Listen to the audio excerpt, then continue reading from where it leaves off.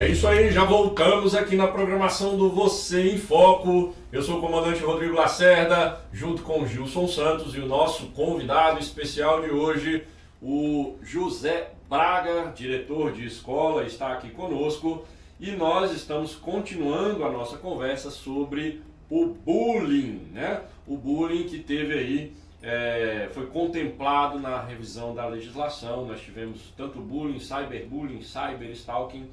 E durante as nossas conversas aqui com a doutora Kellen, com o Silvio Jaca, né, foi falado sobre o ambiente escolar como sendo um dos cenários onde é recorrente, né, a demanda judicial, né, algumas instituições educacionais, inclusive no Brasil, em outros estados, aqui no Tocantins nós não tivemos notícia ainda, mas houve inclusive responsabilização judicial, né, com o pagamento de indenização para alunos que sofriam bullying dentro do ambiente da escola.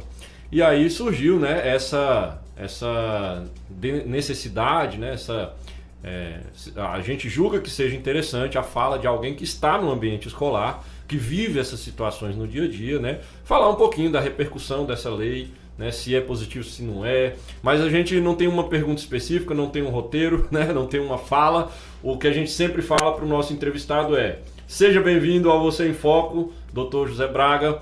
É uma satisfação imensa recebê-lo. E a entrevista, que a gente fala que é uma entrevista, na verdade é um bate-papo e o senhor fala o que quiser. Seja bem-vindo. Muito obrigado, Rodrigo. Muito obrigado à equipe desse podcast. Eu queria primeiramente dar saudações, né, aos nossos ouvintes, aos nossos espectadores, e vamos conversar um pouco, né, bater um papo aqui sobre essa nova lei, a Lei 14.811, de 12 de janeiro de 2024, recentíssima, né?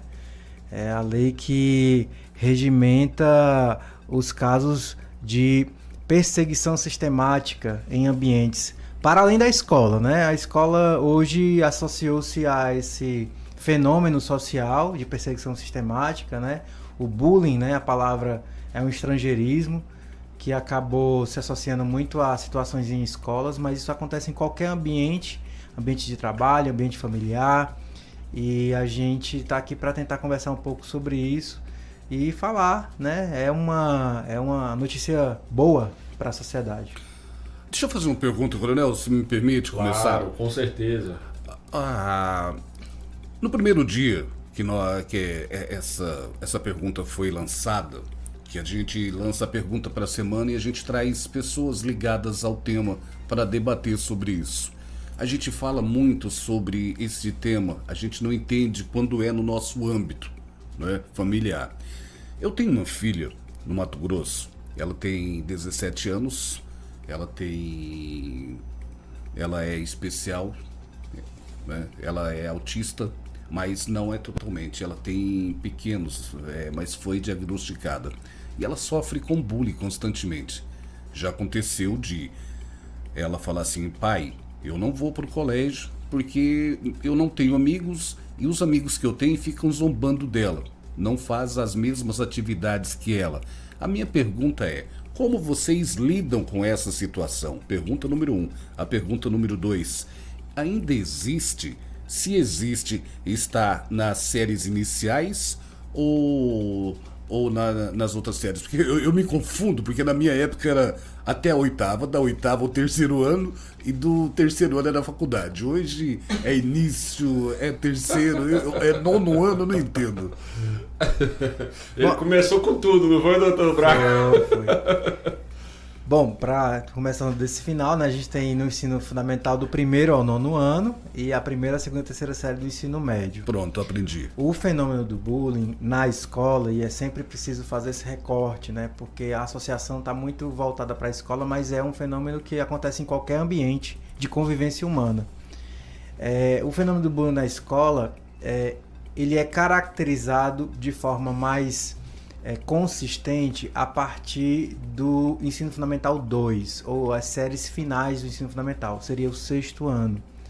Porque para se caracterizar como perseguição sistemática, que é, digamos, o núcleo conceitual do que significa bullying, existe uma dimensão de intencionalidade, né?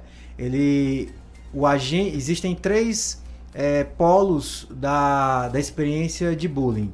Existe um agente ou alguns agentes agressores, existe um agente aliás, uma vítima ou algumas vítimas, e existe um terceiro elemento, que às vezes se fala pouco, mas precisa se falar mais, que são os observadores do bullying, ou seja, são as pessoas que veem acontecer essas situações de perseguição sistemática, mas não são nem agentes agressores nem vítimas, né? Do ponto de vista, portanto, quando você fala existe bullying na educação infantil, existe bullying no Fundamental 1, na educação infantil eu poderia cravar para você que é inadequada essa percepção, inadequada essa conceituação, porque na educação infantil as crianças elas ainda estão tomando consciência de si no mundo, quanto mais exercer ações, gestos de perseguição sistemática específica contra coleguinhas. Ou seja, não tem maldade. Né? Não tem maldade. Não tem a intenção de provocar um constrangimento. Exatamente. No Fundamental 1, isso significa do 1º ao 5º ano, isso vai, claro, se desenvolvendo. Talvez a gente possa começar a dizer ou a identificar que possa existir algum tipo de experiência assim a partir do 5º ano, muito prematuramente no 4º ano. Só que quando acontece no Fundamental 1, geralmente são reproduções de comportamentos que as crianças observam dos adultos.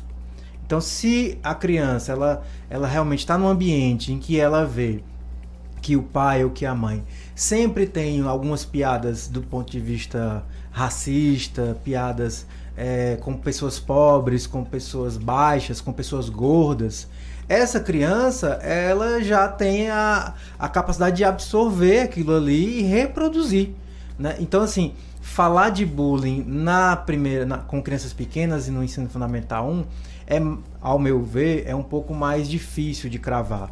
Isso sim acontece a partir do 6º ano, quando as crianças já passaram da fase mais concreta, já estão com capacidade de abstração, o cérebro já tem capacidade de abstração e já sabem de uma forma ou de outra o que faz sofrer, não só do ponto de vista físico, né, mas sofrer, né, sentimentalmente, emocionalmente, o que causa sofrimento, né? Então, no ensino fundamental 2, ou seja, a partir do 6º ano, na minha perspectiva, é onde a gente começa a poder realmente falar sobre bullying. Sobre o caso da sua filha, eu queria começar dizendo que eu também sou pai atípico. Meu filho mais novo tem 9 anos, ele é autista, nível de suporte 1.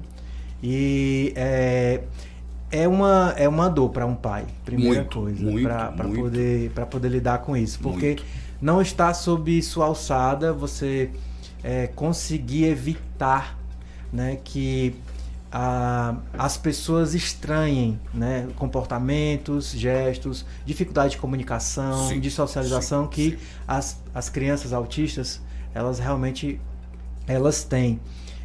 O que precisa acontecer no ambiente escolar seguramente tem a ver com ações preventivas e projetos de inclusão, né? Digamos assim, quando a professora, por exemplo, ela no início do ano letivo, estamos começando o ano letivo, né, em todo o Brasil, em Palmas, em todo o Brasil, e a professora sabe que nós temos crianças na sala de aula que têm alguma necessidade educacional especial, as professoras, as escolas, enfim, precisam provocar espaços de roda, de conversa, para que ela, enquanto mediadora do processo formativo, e também as crianças como protagonistas do seu processo formativo, elas possam ter a oportunidade de falar sobre sua condição, sobre quem são, sobre o que gostam, o que não gostam, quais suas limitações.